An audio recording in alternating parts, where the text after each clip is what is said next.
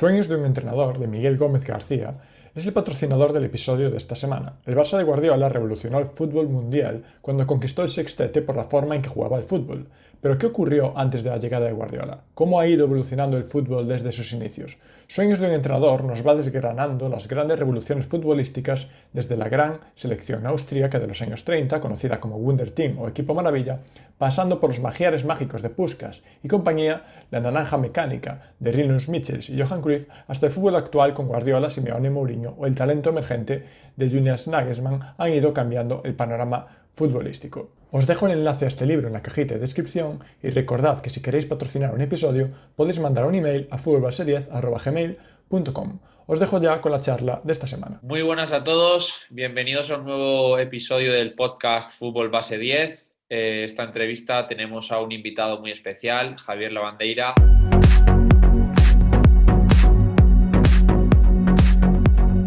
¿Qué tal, Javier? ¿Cómo estás? Hola, buenas tardes, muy bien, encantado de hablar con vosotros.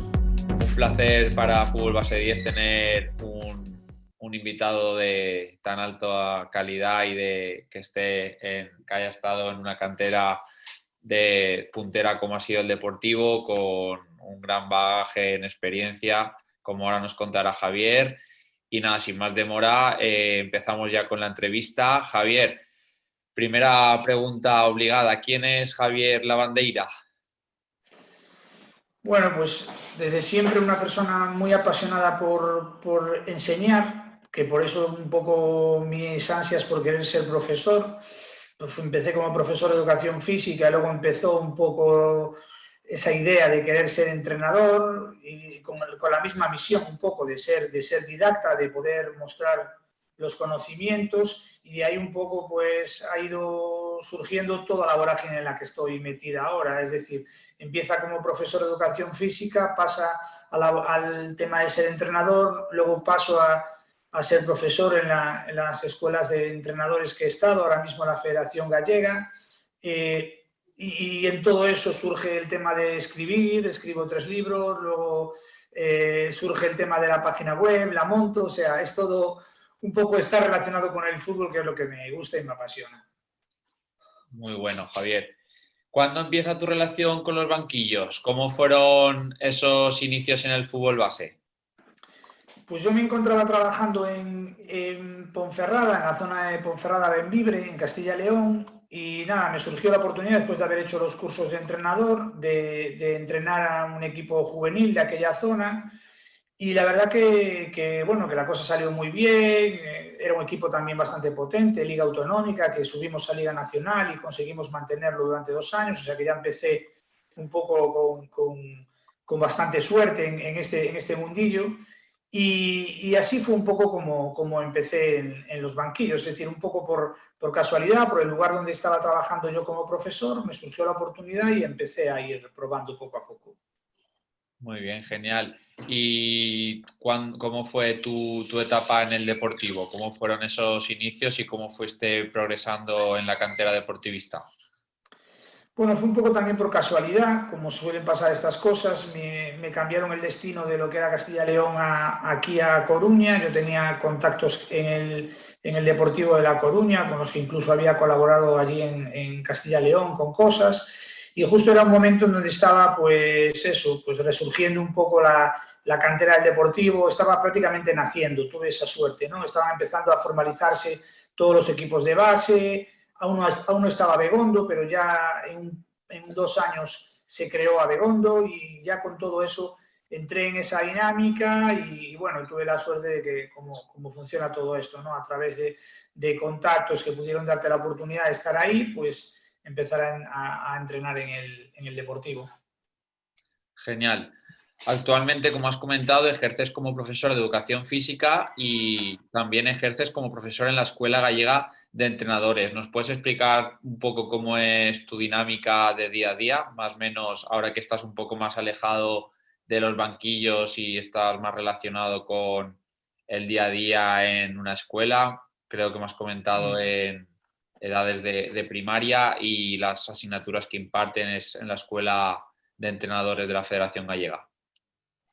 Sí, bueno, yo mi día a día es ir al colegio, trabajar como profesor de educación física allí, Y luego cuando salgo siempre estoy vinculado a aspectos relacionados con el deporte. La verdad que mi página web me lleva un tiempo el tener un seguimiento con ella y luego un poco de contacto con la gente, también a través de redes sociales y todo lo que eso supone, me permite en este momento administrar mejor mi tiempo, dado que, bueno, estoy en una situación en la que quiero disfrutar del tema con mis hijos y no me apetece el día a día del entrenamiento y prefiero otro tipo de cosas. Con la escuela de entrenadores va por momentos, va por trimestres, estoy dando en este momento táctica y va por trimestres, dependiendo del trimestre que te toque, pues tienes más jaleo de trabajo y lo otro estás a nivel de un poco de formación. Lo que sí hago todos los días de mi vida, eso sí que lo hago, es leer algo de fútbol o ver algo de fútbol, bien vía internet, bien vía todas las capacidades y posibilidades que tenemos hoy. Me encanta escuchar otros compañeros, me encanta leer cosas de otra gente. Todo eso lo hago casi todos los días. Es decir, mi tiempo libre lo ocupo principalmente en eso y en realizar deporte por mi cuenta.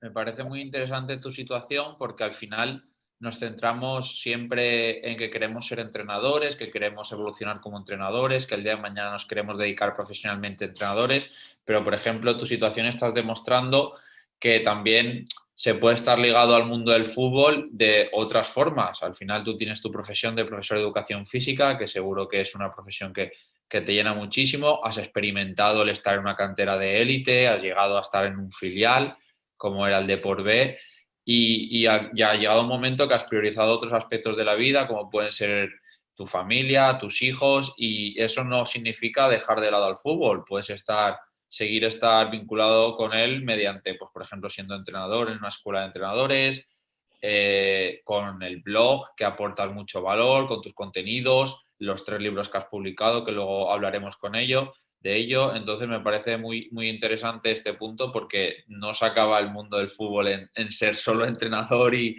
dedicarse al entrenamiento. La verdad que es una reflexión Claro, es que yo creo que hoy en día tienes un abanico de cosas, tú puedes ser un director deportivo, tú puedes ser un coordinador de cantera, tú puedes ser un buen scouting, tú puedes trabajar en 1000 cosas relacionadas con el fútbol.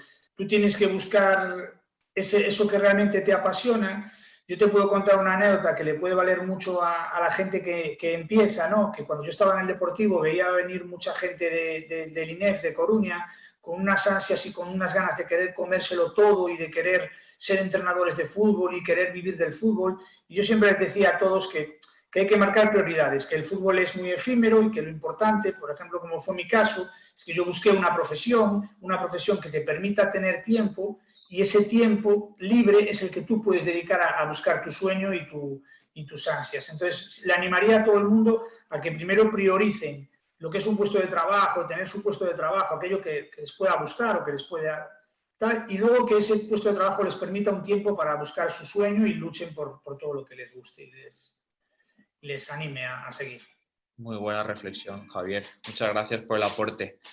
Siguiendo con el hilo de la entrevista, me interesa mucho esta pregunta porque sé que eres profesor de educación física y estarás al tanto de los modelos pedagógicos que se pueden implementar. Yo creo que son muy importantes el cómo tratar al jugador, darle autonomía, que evolucione, que sea un jugador consciente. ¿Qué capacidades, conocimientos y actitudes crees que son importantes que tenga un formador de fútbol base? Y te hago ya la segunda pregunta. ¿Crees que se debe buscar el mismo perfil en una cantera un poco más humilde que en una cantera de un club profesional? Vale, empiezo. Lo primero que debe tener para mí un entrenador de fútbol base o un entrenador de fútbol en general es gran sentido común. El sentido común es la mejor formación posible. Yo escribo, siempre cuento esta anécdota, ¿no? Yo escribo 3 libros dirigidos a entrenadores en los que critico principalmente al entrenador. ¿Por qué critico al entrenador? Porque hoy en día tú tienes que estar formado, pero no tienes que esa formación vertérsela continuamente a tus futbolistas porque tienes que saber el contexto en el que te sitúas. Y es un gran problema que estamos viviendo hoy en día, que la mayoría de los entrenadores salen tan formados que a veces aturullan a los niños con una infinidad de conocimientos que al final les hacen desprenderse de lo que realmente ellos necesitan.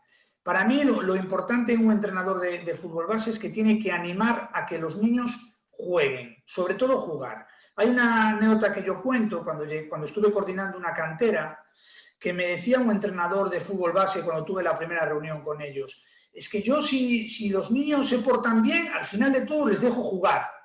¿Cómo les dejas jugar? Los niños vienen a jugar, es la base del entrenamiento, jugar.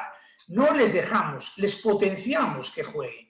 Entonces, nos hemos convertido, es una pena, pero hoy en día el fútbol base se ha convertido en que los niños ya no dicen la palabra vamos a jugar, sino vamos a entrenar, entendiéndose entrenar como aspecto militar, donde primero vamos a sortear conos, luego vamos a dar pases, luego vamos a permitir centros y al final nos van a dejar jugar un poquito.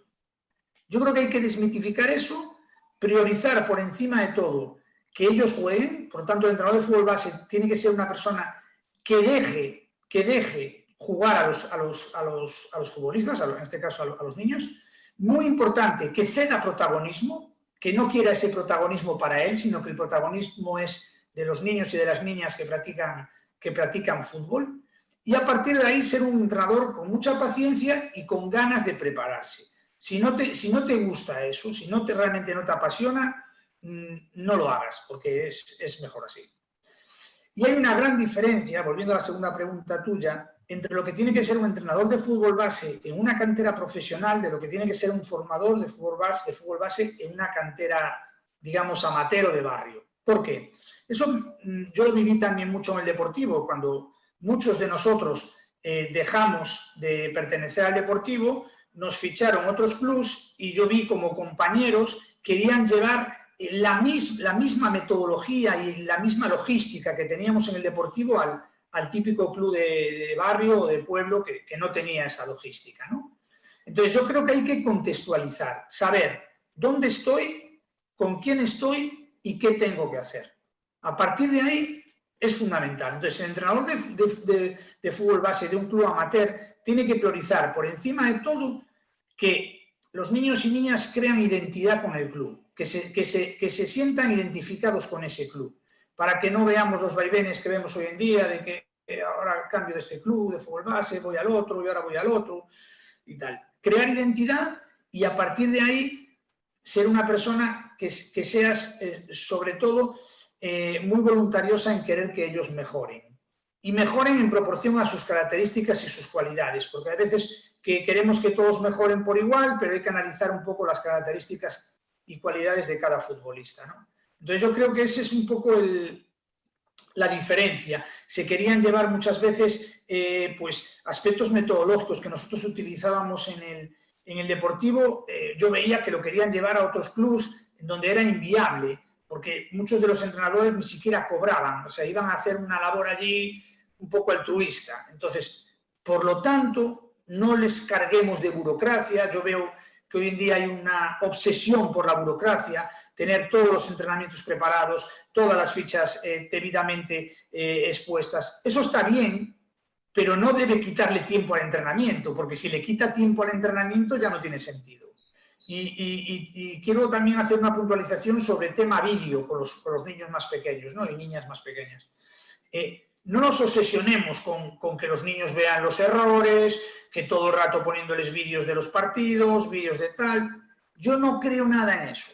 Yo creo que un niño tiene que aprender a esas edades, en las primeras edades tempranas de fútbol base, haciendo, jugando, entrenando, nada de viendo aquello que nosotros le ponemos. No, eso puede ser bueno para nosotros, lo vemos y sacamos conclusiones, pero no estemos martirizando hoy en día a chicos en el fútbol base con el tema del vídeo, que yo creo que los estamos volviendo tarumba porque ellos no tienen ese tipo de conocimientos que nosotros tenemos.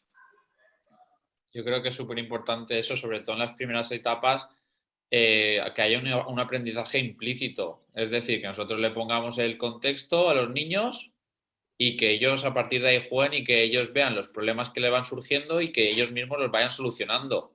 Si fallan, pues ya es algo que tienen ahí en su experiencia y que a la próxima vez, pues ya igual, pues ya encuentran la solución más óptima o tal o cual, pero al final son ellos los que tienen que ir jugando, que tú has dicho tú, disfrutando que siempre haya disfrute, al final juegan al fútbol, que es lo que más les gusta, es su pasión, que haya emoción, que disfruten y a partir de ahí que tengan ese aprendizaje implícito y luego ya conforme vayan ya avanzando y vayan siendo más mayores y formándose, pues ya podemos pasar a un aprendizaje más explícito, un aprendizaje más consciente del que el entrenador le pregunte y por qué y cómo y que ellos ya empiecen a conceptualizar las cosas, pero yo creo que las primeras etapas, como tú has dicho, es que disfruten y que se lo pasen bien, que es lo que deben hacer, que son niños.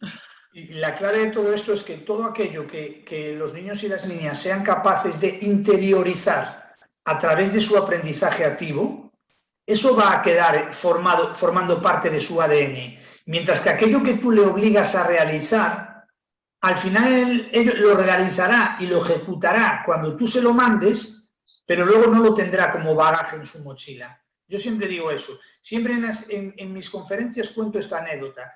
Lo que es ir de copiloto y piloto. Si tú vas de copiloto y te van a decir que vayas a un sitio, la próxima vez que tú tengas que ir posiblemente no seas capaz, aunque hayas visto el recorrido, no seas capaz de llegar a ese recorrido. Si vas de piloto, posiblemente sí vas a llegar a ese recorrido, porque te acuerdas que giraste aquí, que miraste en este otro lado, que había esta otra señal. Pues es un poco la idea en el fútbol, tiene que ser esa también. Qué buena idea, un muy buen ejemplo, Javier. Genial. Estás escuchando el podcast de Fútbol Base 10, el lugar en el que hablamos de la iniciación a tu deporte favorito. Siguiente pregunta. Como hemos comentado, tienes varios libros. Uno de ellos es El entrenamiento de fútbol ofensivo con Juan Carlos Valerón, el de Defender bien para atacar mejor y por último Construcción táctica de un equipo de fútbol, conjuntamente con tu blog muy conocido en el mundo del fútbol, que es Fútbol Ofensivo. Relacionándolo con los libros y el blog, ¿qué conocimientos, ideas y experiencias quieres transmitir a los entrenadores de fútbol mediante todo este contenido? ¿Qué quieres hacer llegar a los entrenadores para que ellos puedan ponerlo en práctica? Bueno, pues lo que te comentaba un poco anteriormente, es decir, que primero que reflexionen sobre las cosas, que es muy importante, que estudien el contexto en el que están para conocer un poco las cosas y a partir de ahí que busquen información. Mis libros son eminentemente didácticos, buscan sobre todo llegar al entrenador y que se entiendan, son más explicativos que otra cosa, son eminentemente prácticos, nunca me quiero me quiero apartar la teoría de la práctica. Yo la teoría siempre la relaciono con la práctica. En mi página web es un poco lo mismo, es decir, relaciono todo el rato teoría y práctica para que se entienda de lo que estoy hablando. Y un poco mi objetivo es, siempre lo digo, es que yo me formé como entrenador en un pueblo muy pequeño donde no teníamos de aquella apenas medios para poder formarnos más, no había todo este mogollón que hay ahora con el internet y que puedes acceder a cualquier tipo de contenidos, de aquella no lo había, y yo siempre dije que si más adelante y con los conocimientos que fuera adquiriendo, me gustaría que la gente pudiese tener acceso a toda esa formación. Porque yo creo que lo importante no es solo tener acceso a esa información, sino saber cómo tratarla. Y yo hablo mucho en cualquiera de los 3 libros y en cualquiera de las introducciones de los posts de mi página web, principalmente de la metodología, de cómo llevar a cabo todas esas cosas, que a mí me parece la clave de todo. Tú puedes tener muchos conocimientos, pero si luego no los sabes aplicar, no te vale para nada. Entonces, un poco la idea mía con toda esta situación didáctica es eso, es decir, es llegar a la gente, que la gente sea consciente un poco de que es importante la formación, pero que hay que sesgar esa formación y saber aplicarla. Para mí la clave es aplicar aquellos contenidos que tratas de exponer. En cualquiera de los 3 libros, pues uno habla un poco más de fútbol de ataque, otro habla un poco más de fútbol de defensa, otro habla un poco de cómo construir tu propio equipo de fútbol, ¿no? En base a una serie de identidades, pero al final sabemos que el fútbol está todo conectado y en todas trato de hablar de todas las cosas. Muy bueno. Y centrándonos en el jugador y con esa gran experiencia que tienes en la cantera del Deportivo, ¿de qué forma crees que podemos llegar al futbolista para que el futbolista llegue a ser un jugador autónomo, que sea consciente, que llegue a una eficiencia durante el juego, el entrenamiento? ¿Qué importancia le das a esa relación del entrenador con el jugador, de conocer al jugador? Yo creo que mucha. Vamos a ver, siempre también quiero comentar algo que comento mucho en la escuela de entrenadores. Las escuelas de entrenadores se centran mucho en enseñar a los entrenadores los conocimientos tácticos, técnicos, físicos, psicológicos, de múltiples factores, pero se centran muy poco en enseñarles a estudiar al futbolista. Y para mí eso tendría que pasarnos más horas en las escuelas de entrenadores estudiando a los futbolistas, porque cada futbolista necesita su propia medicina. No hay peor mentira que la de tratar a todos los futbolistas con la misma medicina. No hay mayor mentira. Cada futbolista necesita su historia. A lo mejor a uno necesitas apretarle más, a otro le puedes dejar sin apretar, pero le tienes que animar, a otro de diferentes formas. Yo incluso, siempre lo digo, he tenido futbolistas en el deportivo que he tenido que mirar para otro lado en determinados momentos para intentar sacar la mayor rentabilidad.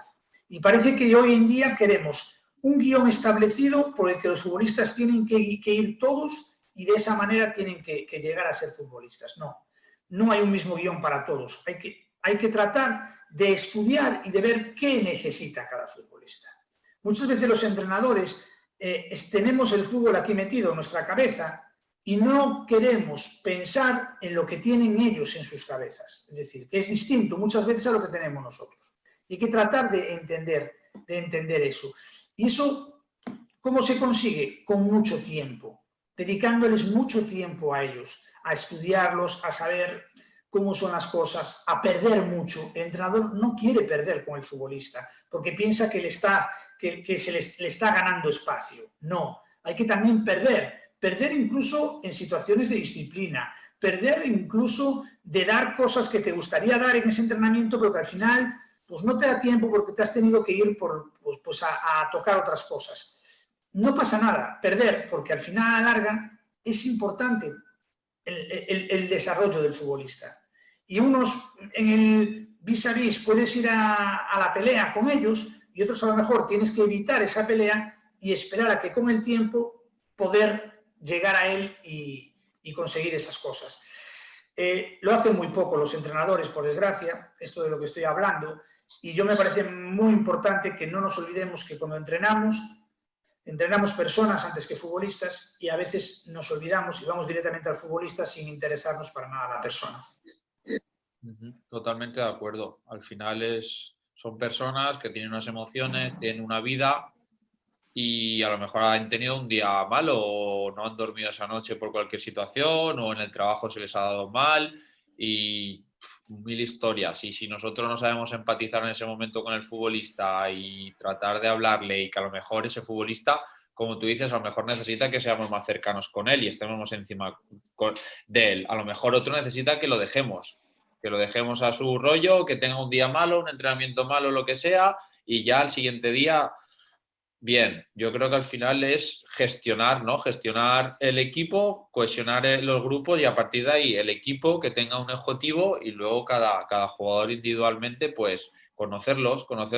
Últimamente cuando leemos libros, yo creo que en la mayoría de libros los entrenadores hablan de eso, de preguntar cómo estás, sobre todo los de élite, de cenar con el jugador, de comer con el jugador, de saber de su vida familiar, de tal cual, porque al final esa cercanía, esa empatía que puedes tener con el futbolista es vital, porque si tú llegas al jugador como persona, yo creo que luego el jugador lo va a dar todo por ti y por el equipo. Yo creo que al final nos centramos mucho en tengo que saber de técnica, de táctica, de físico, de tal, y muchas veces esa parte psicológica, emocional, la dejamos un poco de lado cuando es la principal, porque si tú no llegas al jugador, puedes ser el mejor entrenador del mundo y saber de técnica, de táctica, de todo, pero si no el jugador no se siente identificado contigo y con tu idea, no vamos a ningún sitio, ¿no, Javier?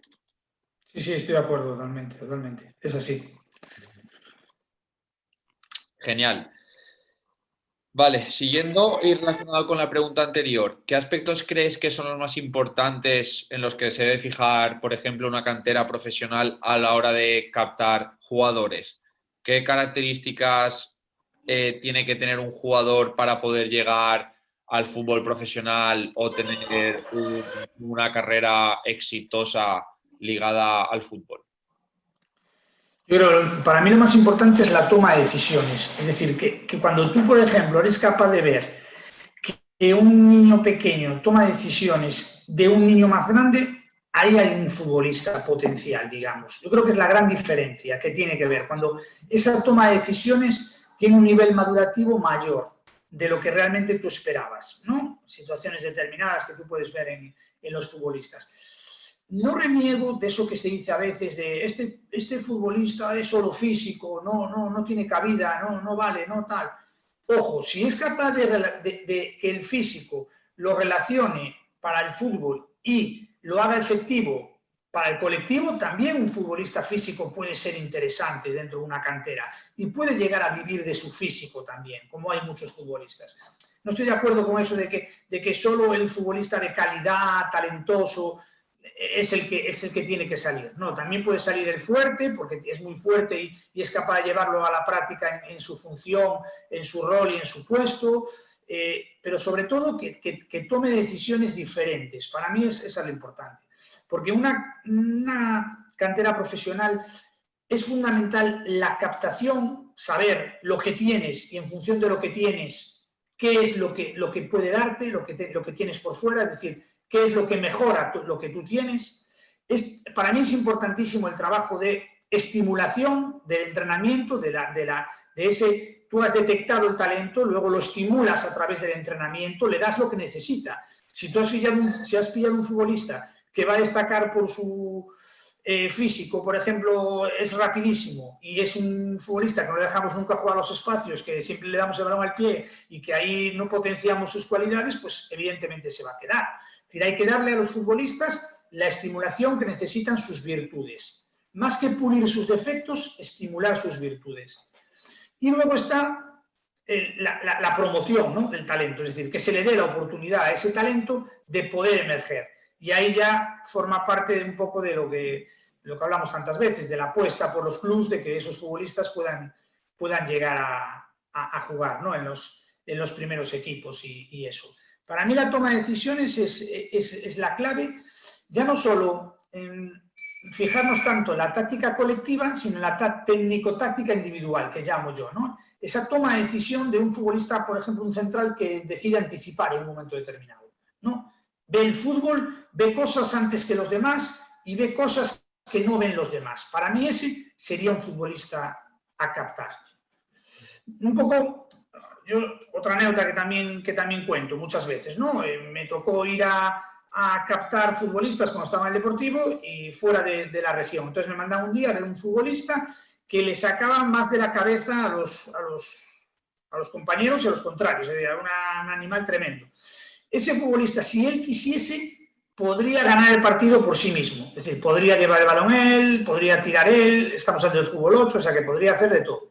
Sin embargo, era un futbolista que con esa envergadura física jugaba a dos toques. Era increíble, era el control, percepción, control pase, control asociación y todo con mucha inteligencia. Entonces, por lo tanto, tú dices, bueno, pues aquí es un futbolista diferencial, ¿no? Porque este futbolista no necesitaba hacer eso. Si lo hace es porque lo tiene. Y si lo tiene, es importante que lo desarrollemos en el fútbol base, ¿no? Y un poco, yo creo mucho en ese tipo de trabajo, de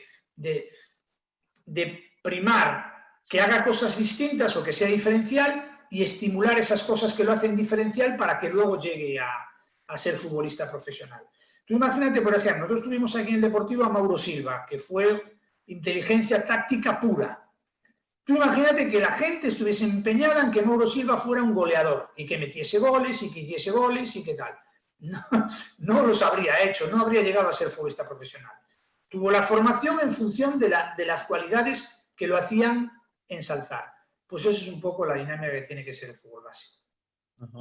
Es interesante, a lo mejor, en categorías más bajas de formación de fútbol base, a lo mejor no especificar una determinada posición para el jugador, que experimente, por ejemplo, jugador de interior, de exterior, de iniciador, de adelantado, como se quiera llamar las posiciones, y a partir de ahí ya, conforme vaya pasando el tiempo y vaya aumentando en esa formación, ya ir especificándolo y lo que tú has comentado, ver qué capacidades tiene y explotar esas capacidades. Si tenemos un extremo, por ejemplo, que es rápido, yo lo que quiero es que le den el balón al espacio porque es rápido y sé que tiene esa potencia. Por ejemplo, el ejemplo de Mauro Silva, si sabemos que es un mediocentro, que es muy inteligente, que lee el juego y tal y cual, no le vamos a pedir que marque goles o que llegue de segunda línea para remachar cualquier segunda jugada o cosas así. Yo creo que es importante diversificar al principio y luego acompañar al jugador futbolista en el proceso y ver qué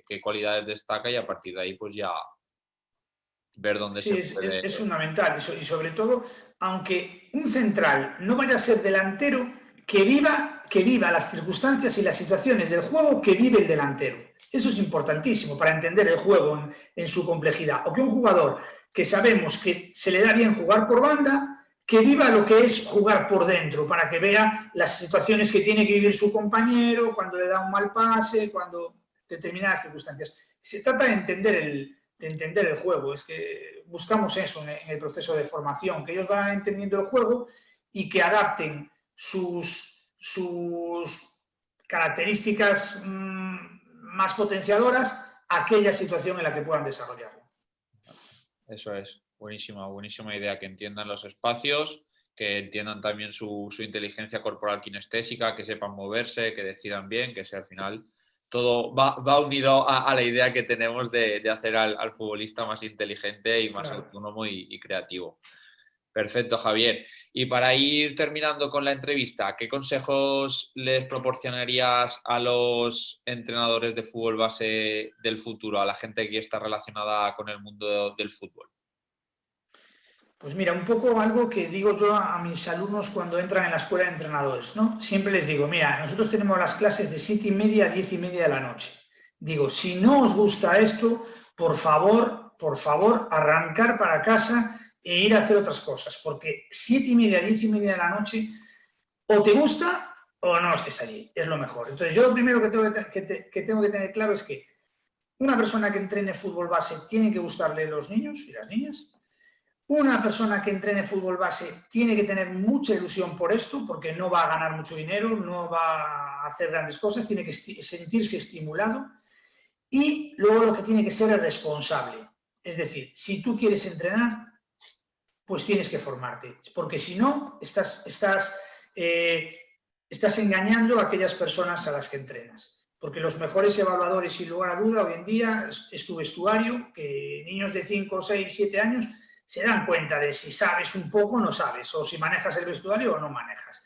Es tremenda el control que tienen de todo eso. Entonces, no hacer trampas, si te gusta y te estimula esto, intenta formarte y fórmate de manera progresiva. Tampoco quieras tener 17 títulos al principio de todo, ¿no? Sino que vete un poco, ¿qué necesito? ¿Qué es importante conocer? ¿De qué manera me voy a relacionar? Y sobre todo dejarse de ver el fútbol profesional, olvidarse del fútbol profesional, de ver las tareas del fútbol profesional y de cosas de eso, y centrarse en que estás con niños y que la clave de todos es el jugar. Jugar, incluso llegar a jugar libremente, es decir, sin que el entrenador esté todo el rato radiando lo que va sucediendo. Es decir, separarse, juego libre, que ellos jueguen por su cuenta, darle notoriedad al futbolista, para mí es la clave. Entonces, como entrenador, mi consejo es, 1, analiza si te gusta esto o no. 2, si te gusta, trata de formarte, trata de tener una titulación que te acredite, por lo menos, y luego la más importante es la formación individual que estamos haciendo tú y yo ahora aquí a estas horas de la tarde y así todo. Es decir, en cualquier momento del día es bueno para hablar de fútbol, intentar escuchar a otras personas y poder formarse. O sea que esa es mi opinión y la idea, el consejo que les daría. Eso es, totalmente de acuerdo contigo, comparto tu opinión y sobre todo me quedo con la idea de al final fomentar el ejemplo, es decir, somos en las primeras etapas somos formadores, son niños muy pequeñitos que practican lo que más les gusta y nosotros ven un espejo y yo creo que primero promover valores de respeto igualdad, educación y dejarles jugar y disfrutar. Y ya a medida conforme pasen los años y vayan creciendo, pues ya ir más especificándonos en lo que es el deporte, pero las primeras edades más tempranas yo creo que al final, como tú has dicho, ser un ejemplo para ellos, sobre todo gestionar bien el grupo, que sean felices, que estén contentos y que vayan con una sonrisa de oreja a oreja al entrenamiento, a disfrutar, y que eso creemos que es lo más importante para los más pequeños. Yo también lo pienso, engancharlos al deporte, ese es nuestro objetivo, engancharlos al deporte cuando son pequeños. Eso es, porque al final, el día de mañana, los que llegan a la élite, por desgracia, son muy poquitos.